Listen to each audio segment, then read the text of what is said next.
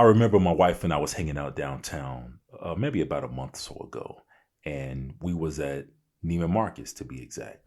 We was just leaving from buying me some new cologne. And as we was walking out the door, she said something that really got my attention. She said, "The way that you treat your colognes is how I treat my purses or how I look at my purses." And I was like, "What you mean?" And she was like, I got to have a certain purse for certain events, or if I'm feeling a certain kind of way, or if I'm wearing a particular outfit, I just need that one purse that's going to be able to really complement it. And you're the same way when it comes down to your cologne, or you're becoming that way with your cologne. And I thought to myself, like, you know what? That's an interesting way of putting it, because that's exactly how I am when I'm getting ready for the day, no matter if it's going to work, if it's going to church, if it's obviously a date night, or if it's just going to run some errands or going to the grocery store. I like to have a certain scent that goes on me. And I'm not just talking about the soap, I'm talking about a fragrance. And I thought about it. I said, you know what? A lot of people have seen me recently. I would say maybe within this year, 2024, showcasing different fragrances that I'm wearing or what I'm into or whatnot. And I say, you know what? I think I owe it to them to give an introduction, so to speak, or tell the story of how I got to where I am when it comes down to fragrances. So today's episode is going to be all about Fragrance Friday. It's the chosen insight, and it starts right now.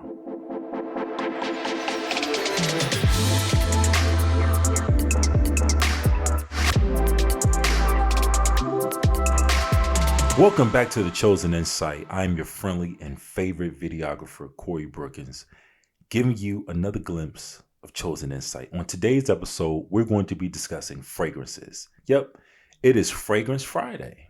What are you wearing today? Are you wearing something today? Are you wearing a particular cologne or perfume for the ladies, cologne for the fellas? Kind of interchangeable, actually. What am I wearing today? Well, you may have to head over to my social to get the answer for that one. I think you might like it too.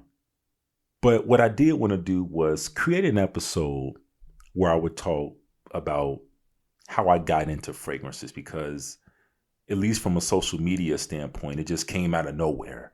I think the first time that I mentioned fragrances, at least publicly, was when I had came off of my hiatus or sabbatical, whatever you want to call it, of being on social media. I had stepped back for a while. And when I came back, I made the announcement about this podcast, The Chosen Insight. And I said that one of the things that I will discuss on this podcast would be fragrances. And so not too long after that, I remember posting a story on the gram, and it was on a Friday. And I said, you know what? It came to my mind what I said, and I said that I want to be consistent. If I say that I'm going to do something, I want to keep my word on that, and I want to do it, right? And so this random Friday, I was working, and I had a break, and I was actually wearing cologne, of course. And I said, you know what? Let me go ahead and post a story called Fragrance Friday. And at that particular time, I was wearing Mont Blanc Legend EDP. And I talked about, hey, it's Fragrance Friday, and today I'm wearing Mont Blanc Legend EDP, and I described what it was like and everything like that. And then I created another story in the form of a question where I allowed my audience to engage and tell followers of mine or whatnot, hey, what are you wearing today? And that's how I actually ended the story. I said, but enough about me. What are you wearing today? What's your scent trail? I literally came up with that on the spot. I didn't have no notes. I didn't have a script or anything like that. And that's how Fragrance Friday got started. Now, if we want to go earlier than Fragrance Friday, as far as how I got into fragrances, it was just really random, honestly. Growing up as a kid, I didn't wear fragrances like that. It was my fragrance that I did wear was deodorant. I wore Right Guard. I wore Brute. I wore, I think Irish Spring had one. Oh no, that was soap. But I had my I had my different experiences with choosing different deodorants and whatnot. But I did not wear what was considered being on the offense. The defense was the deodorant because they helped fight back the power. The offense was just a blur. It was literally just my natural skin scent that people would smell. And so one day, fast forward, I'm married or whatnot. My wife and I are talking, and somehow it randomly came out of her mouth that, I want my man to smell good, and I don't be smelling you like that. Um, you should start wearing cologne. And so, like most husbands, good husbands, that is, I thought like, okay, here it is. My wife is having an honest moment with me, and she wants me to start smelling good. So if she wants me to start smelling good, one of the things that came to my mind, I was so super conscious about it, and that was, okay, do I smell good just naturally? Or maybe this is not enough. Do I got a stench going on? Because my wife would tell you, I love to take showers. And if I smell any sort of foul odor on me, if I catch a whiff of it, I am immediately thrown off. I'm subconsciously thrown off. I'm consciously thrown off. And as soon as I hit the house, I'm like, yo, I gotta go take a shower. And she's like, no, I don't smell you. I don't smell you. You smell fine. I'm like, no, you don't smell me, but I smell this funk. And this funk gotta go. So I thought about it, when she said that. I said, you know what? Okay, I'm gonna do that. Because prior to her making that statement, I would wear fragrances occasionally. And when I say occasionally, I mean occasionally, like I'm putting major emphasis on that. It would be a special occasion, like if we was going to a wedding or if we was going to a friend's party or a graduation party, or any type of special event where you may want to smell good, right? That would really be the only time that I would wear cologne. But prior to that, no, it was just deodorant and I'm out the door. I'm good. The deodorant, I actually made sure that the deodorant smelled good. So I would just be confident about how I smelled and my hygiene and everything like that. But once I took what she said, I said, you know what? I'll go ahead and I'll kind of put that to use. So one day I was on YouTube, and I'm just in this YouTube era right now. I don't know if this is permanent, but I don't watch regular TV like that. I really like to watch YouTube, and I have different content creators that I watch, and different YouTubers that you would call them that I watch. And it was one guy on there who I was watching, and his name is the Style OG. His name is Jeff. And one day I so happened to randomly check out his page because it's funny. I was actually looking to see how to tie a scarf. I know I'd be looking up the most random stuff, but I had this nice scarf that my wife had bought me. And I didn't just want to do the basic crisscross, cross it over your chest, put on the coat and walk out the door. I didn't want to do that. I wanted to kind of get, a little funky with it. And so I was looking at his page, and, he went through the whole breakdown, real simple. And I said, okay, bet. And then, you know how it is when you're looking on the side, or like if you're on your phone looking on YouTube and you look at the bottom, it'll show you like all of these recommended videos that you could check out, or something that was similar to what you just watched. That's how YouTube can hook you, boy. YouTube can be a huge addiction if you're not careful. Well, that's what happened to me. And so I said, you know what? Jeff seems like a really cool guy when it comes down to fashion. So let me just see what else he got, And I had discovered a fragrance video. And I believe it was like the top 10 fragrances for 2022, something like that. And I said, okay, let me just check this out. Let me see what it's about. And I think from there began my unknown attraction or my sudden attraction to fragrances, because he had a list. He said, hey, here are the top X amount of fragrances for this spring or for this summer. And he went through them. He kept it short. He kept it simple, but he also kept it knowledgeable in a sense. And so that's when I began to learn about the different types of colognes. What is what is an eau de cologne, or what is an eau de toilette.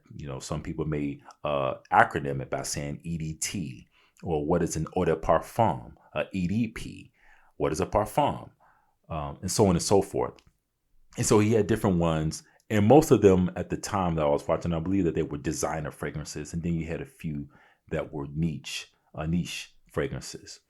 And from there, I said, you know what? All right, I'm gonna try out one of these fragrances. So usually what happens is if you see a fragrance that you like and you don't even try it out and you buy it, that's what's considered a blind buy. Like you go to the store, you don't even try it on your skin. You don't spray it on your wrist, on your arm or whatnot. You just say, hey, I heard this cologne was really nice. I'm going to buy it. That's called a blind buy. And so I did that in the beginning, and I learned the hard way. And then one time I went to the mall and I had saw a cologne that he mentioned. And I said, okay, he talked real good about it. Let me see. And I want to say it was the Issey Miyake cologne, one of the old school colognes, right? And so I tried that one on, and I didn't like the way it smelled on my skin. So I'm like, man, this dude is tripping. So yet I still kept watching, right? And so I ended up just beginning to find an interest in it because, what one person would just look at as, okay, this cologne smells good. To me, it was so much more than that. It was, okay, how does this cologne make me feel? What is this scent? And I think what really willed me in even more was learning about colognes having different notes. They have a note breakdown, right? It has the top note, it has the heart or the middle note, and then it has the base note. The top note is what you smell when you first spray a fragrance. And that top note, most of the time, is going to be something that's light and fresh. But at the same time, this note has the shortest lifespan and compared to the other notes, because this top note can last anywhere from 5 minutes to 2 hours. Again, it depends on the DNA of the fragrance. Now, when shopping for a perfume, this note, however, is going to make the first impression of the fragrance. And a lot of times it is the top note that will immediately make you come to the conclusion if you're going to buy this fragrance or if you're going to pass on it. The mid note. The mid note now is the note that gives the fragrance its character and the intensity, how strong this fragrance could possibly be. And then when you get to that base note now, this is the note that is going to just, again, it's going to last most of the time. This is what's at the bottom of the pyramid, right? This is what balances the fragrance. This is what adds depth to the fragrance. Anywho, moving forward, I began to start buying fragrances. Now, mind you, my wife, she also would buy me fragrances as well. And some of my favorite fragrances actually were from my wife. Fellas, some of y'all know this and some of y'all don't. So let me just put you on game real fast. If your wife buys you a fragrance, more than likely it's going to be a hit. I'm speaking from experience. Women knows what smells good, and it doesn't take them long. They don't even have to smell it on your skin in most cases. Now, sometimes it can be a miss, right? But most of the times it is a hit. And so some of my beginner fragrances that I was wearing came from my wife. And so I remember, like, for one example, I remember my wife had bought me for Christmas. It was by the house of Paco Rabanne, Invictus. And I want to say she got me that maybe like in 2022. And it came in like in this weird silver, like soccer ball shaped container. And I was like, what in the world is this? And I sprayed it and I was like, oh man, it smells good. It smells really sweet. And it kind of had like some marine or aqua vibes with it. And I began to spray it and I began to wear it more often. And I liked it. Sure enough, that bottle is empty. That's how much I liked it. And then we moved on and she had bought me from the fragrance house of Mont Blanc Explore. And when I first sprayed that one on me, I didn't like it. I was like, oh, this just smells bitter. I don't like it. And then I came back to it. I kept it on the shelf for a little while. Came back to it, sprayed it on again, and I fell in love with it. And that became like my signature scent. So a signature scent obviously is a scent that people just recognize you for. It's something that not only that you love, but it's something that leaves a memory in people's minds so that when they see you, one of the things that they will remember about you is how you smell. And that scent just becomes common. They will associate that scent with you every time. And so from there, I just began to kind of go on my own and begin to buy fragrances. And so what I like to do now is buy fragrances for me, not just for what I think people would think about me or what they would hopefully like to smell on me, but I like to buy fragrances that describes me, that describes my personality, that describes the mood that I'm in, for that day. I like to buy fragrances that last. I don't like really buying fragrances that's just gone in like 2 hours, right? And one thing that I do not like to do in that, and men, especially the brothers, I gotta say this, so please don't send me no hate mail. Well, I gotta say this. We love to overspray. And there is a time to overspray. And there's a time when you should just keep it minimum. I was always taught that less is more. And another rule that I will say, it's actually a statement that I will say, is you don't want to be announced. You want to be discovered. And so that is the rule that I like to apply when I wear my fragrances. I don't like for my fragrance to go in the room before I do. It has to be subtle. It has to be smooth. And it also has to be noticeable, but it doesn't have to be loud. It doesn't have to shout its name, but more so it's like, oh, what's your name again? Nice to meet you. And that's how I like my fragrances to make the approach as well. And another reason why I love wearing fragrances, this may shock some of you all, but would you believe me if I told you I classify myself as an introvert? Yeah. I know that's a shock to some, but I'm an introvert. I really don't gel too well with big crowds and always being in the spotlight and things like that. I know some people look at me, like on social media or even when I'm working somewhere and they see me working and doing everything with the camera and all the moves and things like that and some of the posts that I make. But truth be told, you all, I am an introvert. I like to be alone. There's times when if I'm in a big crowd and then I'm leaving and I'm about to get in my car, I take a deep breath sometimes and I'm like, oh, thank God I made through that. I made it through. Thank you, Jesus. That is a real thing, you all. I've always been like that. But I tie that into the fragrance aspect because a lot of times, again, going back to nonverbals, I love to put big emphasis on nonverbal communication. There's a study and also a belief that's out that says 55% of communication is body language, 38% is the tone of our voice, and 7% is the actual words spoken.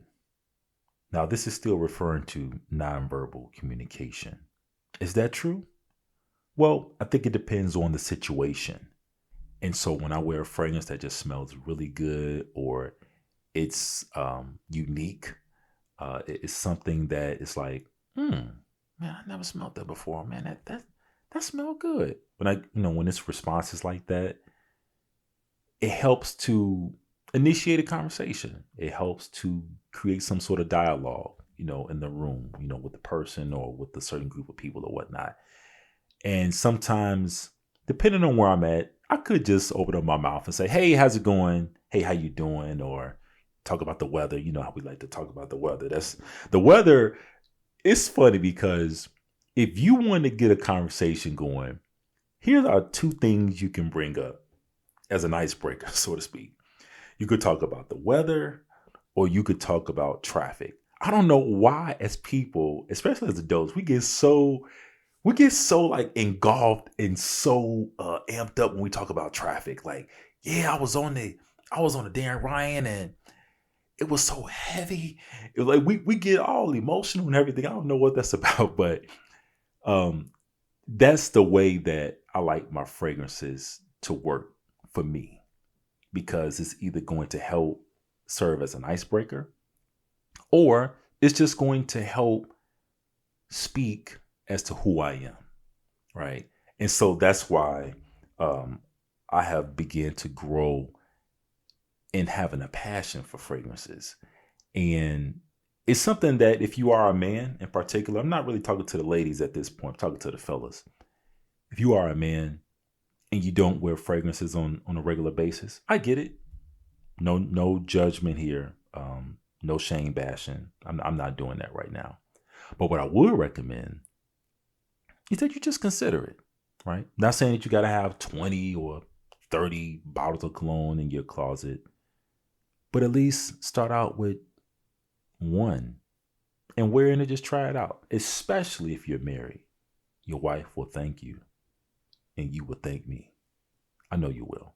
So that's my little dialogue about fragrances, Fragrance Friday. And so I'm sure there's over hundreds of thousands and maybe millions of fragrances that are out on the market, from designer to niche to independent.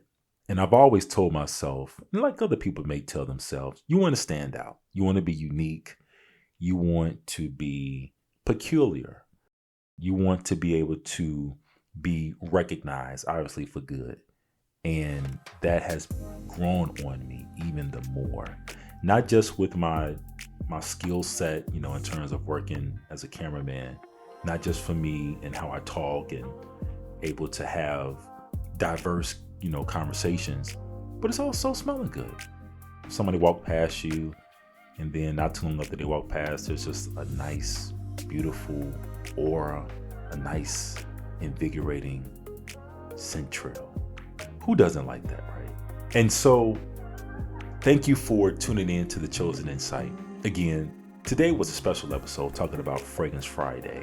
In future episodes, should I discuss a particular fragrance or whatnot, or we have some dialogue about a particular cologne, it just won't come out of nowhere, right? But you will be able to understand, how did I get here?